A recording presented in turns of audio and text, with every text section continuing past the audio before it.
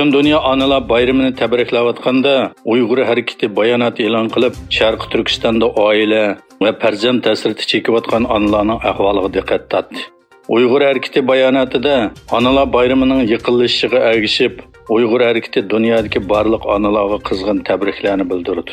Shuning bilan birga Xitoy hukumatining Sharqi Turkistonda davomlashayotgan irqiy qirg'inchiligida Uyg'ur ayollar va bolalarning duch kelgan azob oqibatlarini gavdalantirdi deyildi. Bayonotda mundaq deyilgan: Kommunizm qurbonlarini xotirlash fondining tadqiqotchisi Adrian Zensning bir dokladida Uyg'ur ayollarining majburiy tug'maslik va bola tushirish operatsiyasiga uchirganligi, ba'zi rayonlarda Uyg'urlarning tug'ilish nisbatining kishini hayron qoldiradigan tuvanlashini keltirib chiqarilganligi oshkorlandi. Gollandiya poytaxti Amsterdamning shaharlik parlamenti o'tgan hafta ko'p sonda parlament a'zolarining ovoz berishi bilan shaharlik hukumatning Xitoydan import qilingan kamera va ba'zi yuqori texnikalik mahsulotlarni sotib olmaslik to'g'risidagi qaror loyihasini ma'qullikdan o'tkazgan.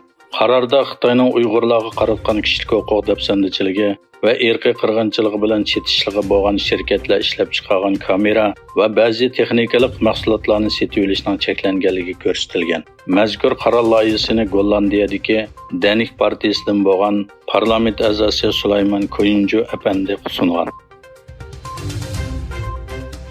Xitoyning Sharqi Turkistonni xitoylashtirish plani doirasi ichida Qashqar viloyati 2023-yillik jiddiy ehtiyojli ixtisosliklar xizmatchi qabul qilish uqtirish chiqargan bo'lib, atalmish ixtisoslik xodim nomida Qashqardagi ish o'rinlariga Xitoy o'lkalaridan ko'chmanlarni taklif qilgan. Xitoyning Sharqi Turkistondagi tashviqot to'ri Xinjiang gazetining 5-oyning 10-kunidagi xabarga qaraganda, Xitoy o'lkalarida to'liq kurs yoki aspirantlikda o'qigan 160 nafar yangi o'quvchini qabul qilish planlangan bo'lib, tizimlash muddati 4-oyning 28-kunidan 5-oyning 15-kunigacha ekan.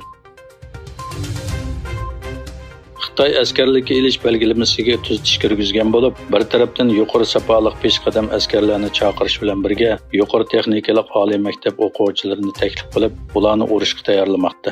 Egilinishcha, Xitoy doiralari bu oydan boshlab yangi erkinlik nizomini yo'lga qo'ygan bo'lib, urushga tayyorlik qilish uchun yuqori texnikalik oliy maktab o'quvchilarini qabul qilish va pensiyaga chiqqan peshqadam askarlarni chaqirish talab qilingan. Ma'lum bo'lishicha, Xitoy rahbari Shi Jinpingning yangi askarlik sistemasi yuqori sifatli askar qabul qilishni asos qiladi ekan.